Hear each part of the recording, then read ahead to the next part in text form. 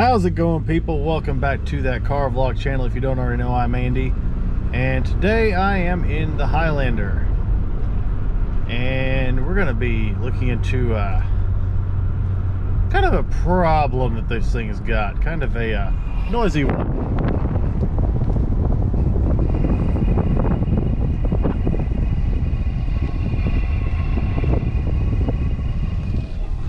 Want to hit the brakes. Ooh, let's go see what that's all about. It's even doing a little bit now.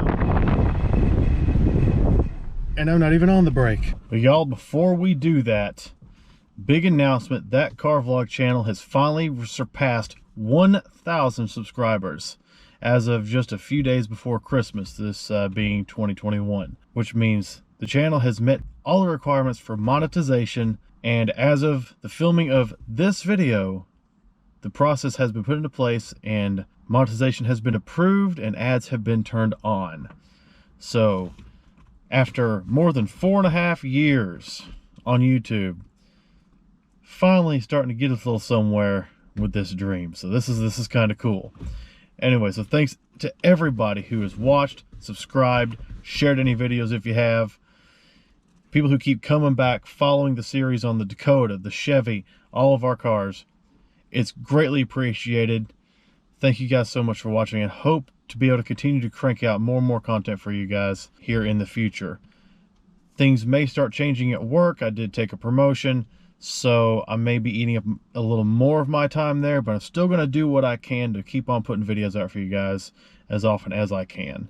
Anyways, let's get back to the Highlander brakes. But before I do that, I got to unbox this beauty here. This is my Christmas present from my brother, which is just crazy. This thing is, it looks like it's going to be amazing. Big old Daytona 3-ton low profile long reach rapid pump jack. Oh my god. Let's get this thing out of the box.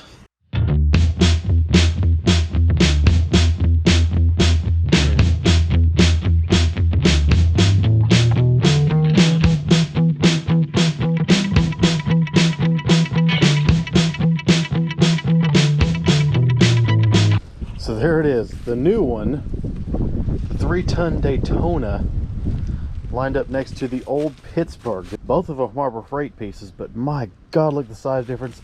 This thing was shot, man. You see the frame on it's bent.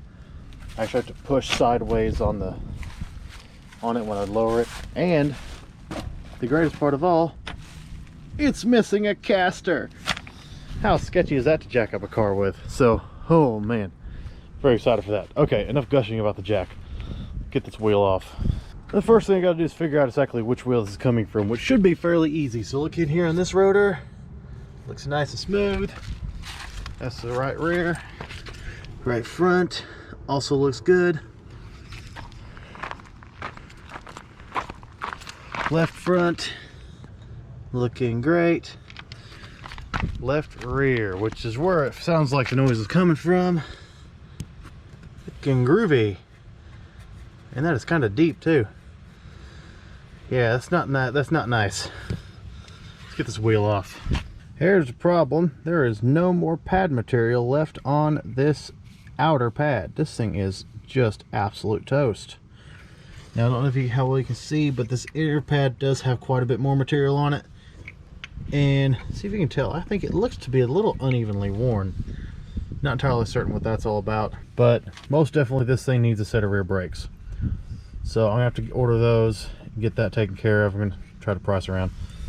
I don't know about turning these thin rear rotors. I may just end up replacing them. I said I don't know how much you can turn these. Could probably just put new pads on it, like Scotty Kilmer says, Accabonos, and just run them that way. But I don't know if I really want to go that route. Just replace rotors. I do want to get a look at the passenger side to make absolutely sure of what I'm looking at, but as we're looking at rear brakes on this truck, this Highlander has 43,000 miles on it, and so you wouldn't think that it would already need rear brakes. Makes me and a couple other people wonder if someone might have accidentally drove around with the e-brake applied at some point in time. I would think it would have done a lot worse damage than this, but I'm no mechanic. I'm pretty sure we haven't. At least I hope we haven't. I know I personally haven't. Holy moly. Someone probably definitely did at one point in time, but luckily this looks like a fairly simple, straightforward brake job. It's like just a regular single piston caliper, nothing fancy.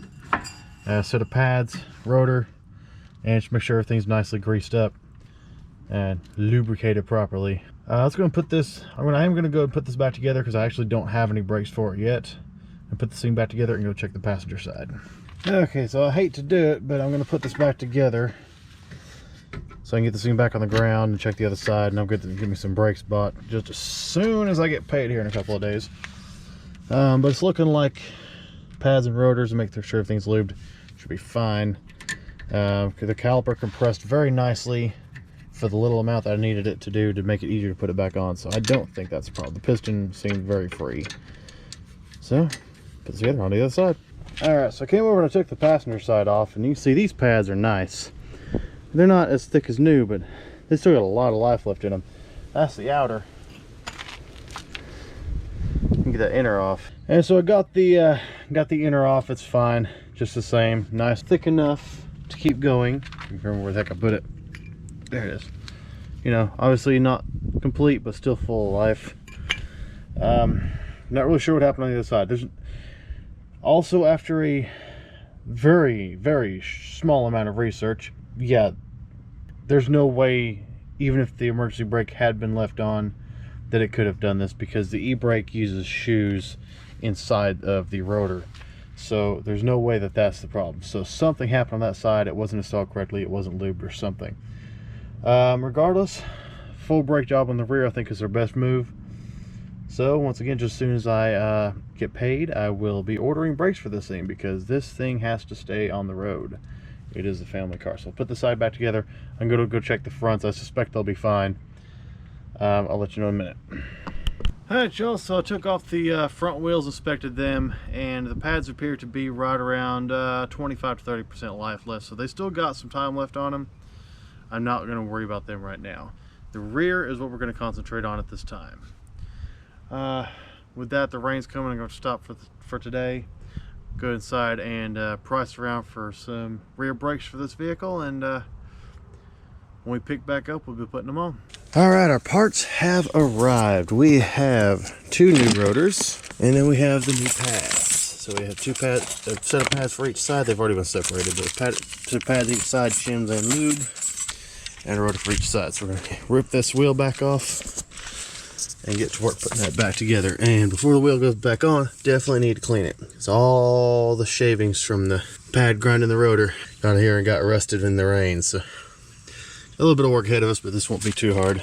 Alright, just in case I didn't mention it before, the tools you're going to need to remove this. You're going to need first, you're going to need 14 mil for the guide pin bolts, and you're going to need a 17 for the caliper bolts.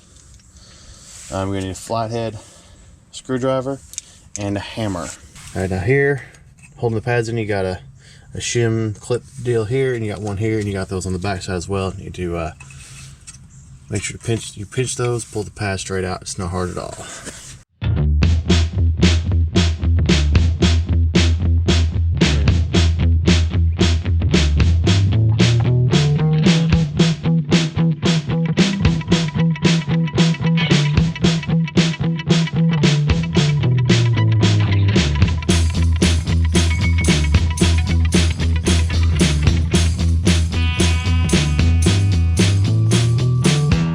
That was the process, getting the pads and caliper bracket off. Remember, a 14 and a 17. Now we got to get this this brake rotor off, but the catch to this is it's a combination brake rotor and drum, because inside of here is the shoes for the parking brake. So we got to turn this thing until this little rubber grommet is facing down. We can pull it out, because there's a good chance we'll have to relax the shoes inside to get this rotor off. Now, hopefully it won't have to, and have to find that grommet now. But open that up just on the off chance that we do have to. See if my driver fits in there. Perfect. Now to relax it, there's going to be a little, if you ever worked on drum brakes before, you know there's a little wheel with teeth on it. You find that inside. You're just going to want to kind of look, if you can even see, and what I understand, rotate that downward to relax these brakes. I'm going to try to get it off first without doing that, but there's a good chance I may still have to because we have used the parking brake quite recently. Of course, a few good whacks with the hammer is always beneficial to getting off an old brake drum. So we'll commence doing that too. Just beat the crap out of it with a hammer. What do we care? We're replacing it. Okay, I tried to record that process via time warp, and that just didn't take long enough to put a second on the clock. So, oops. Should have just done it real time. But here's our brake rotor, and if you can tell, it is nasty. It is done. There's no turning and replacing that. So we'll toss that over here, and we'll get our new one. And here's our new rotor, part of the rotor pad kit I got off Rock Auto. I'll put either a link or a part number down in the description so y'all know what to look for.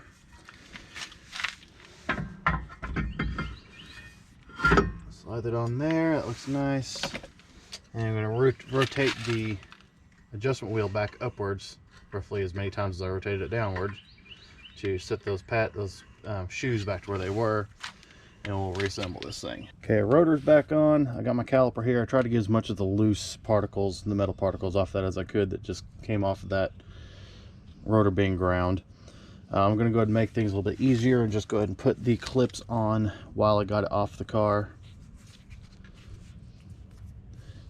That way I can position them correctly and I don't have to worry about if I can see it or not. And then we'll get that back on there and stick some pads in there. Just make sure when you're replacing these, remember which one's top, bottom, front, back. Put the same ones on there so you don't have any screw ups, pretty much. All right, while you're in there, you got the caliper bracket off, just kind of pull a guide pin. There we go.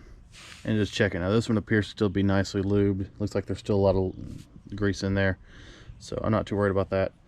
I may still go ahead and just run a bead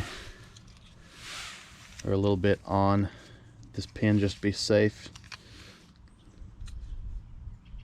Top and bottom, not much.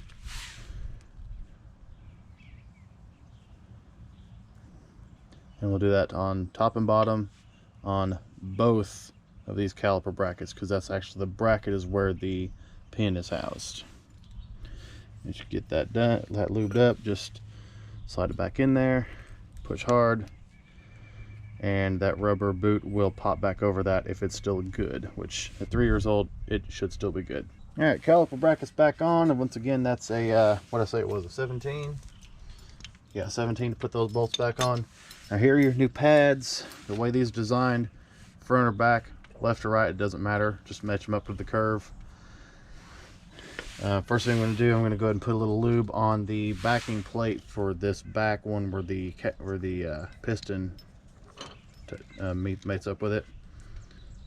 That's mainly for being quiet.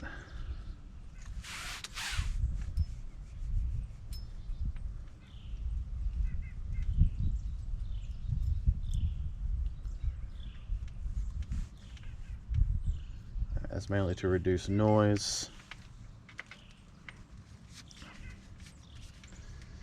Now we should just be able to pop these in to the clips. Easy peasy.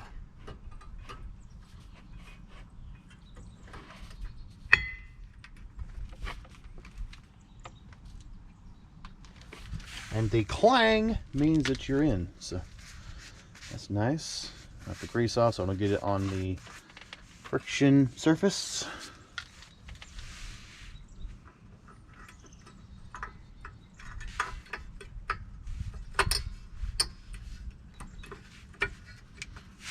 All right, and now we can put our caliper back on. And for that we bring the clamps. Anybody knows what I'm talking about? You're awesome. The clamps. And an old pad, please. Thank you. Now I do have a caliper compressing tool. However, it's too big for this application. So we're using the C-clamp and an old pad, like, you know, the old school way of doing things. That in pretty far since we got brand new pads. Had to go all the way. All right, we just reinstall our guide pin bolts that hold the caliper to the guide, to the ends. It actually holds the caliper to the ends of the guide. And remember, these are a 14 to put them back on. Swap out for a 14 and tighten those up.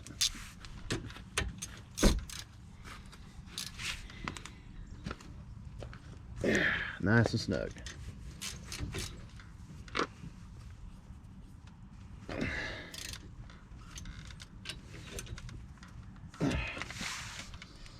Now just put the wheel back on and go to the other side. All right, wheels back on the passenger side. Both sides are done. I didn't bother showing that side because it's a mirror image of this. I have to do something about the rust that's gathered on the wheel. Traditional washing did not do it, and I could not find my wheel cleaner or degreaser, so I probably don't have any. I was right to a car wash, use the wheel cleaner there. It'll eventually come off. So it'll just look like crap for a minute, but the important thing is the brakes are done. So I'll get in here, pump the brakes several times to get those calipers and pads to meet the rotors, and I'll take this thing out for a drive. All right, let's take her out for a spin. I bet we won't hear no noise now. You might hear a little bit of braking noise, but it's gonna be nothing like what we were hearing before. This thing turned around.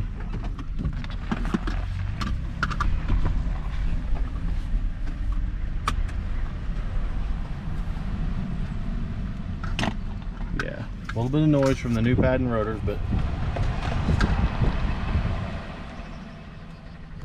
much better. I'll take this thing around the block and come back, and we'll just go ahead and test the parking brake all right and see if I got that set right. So we're on an incline, leaving it in drive, brake all the way in. Let's actually put it in neutral, and I think we're good. Release, and she rolled backwards. All right, so I think it'll hold on a hill too. I think we did a good job, which these are old school brakes, nothing fancy about them, so to do a good job shouldn't take very much on this. All right, y'all, so that's going to do it for the brake job, at least the rear brake job on our 2018 Toyota Highlander. It's not yet time for the fronts, they got a little while, but we plan on keeping this thing long enough to probably do that a few times. I hope. For the price that we're paying for this thing, it better last that long. Anyways, I hope this video was helpful for you guys. Hope you someone enjoyed it. And if you want to see more from me on this channel on this and various other vehicles, make sure to like, share, subscribe to the channel. Looks like this is going to be the first video of 2021, so hope you all had a great Christmas and safe New Year's celebration. And we'll try to make 2020 a lot better than these last 2 years were. And more growth for this channel in 22, because like I said at the beginning, we're finally at monetization. So let's grow this thing. Anyways, follow on Facebook and Instagram at that car vlog channel as well. And check the description below for a link to a list of cars I'd be interested in reviewing and driving on the channel, as that is another big thing I want to do on this channel. Anyways, thanks you all so much for watching. You have a great day.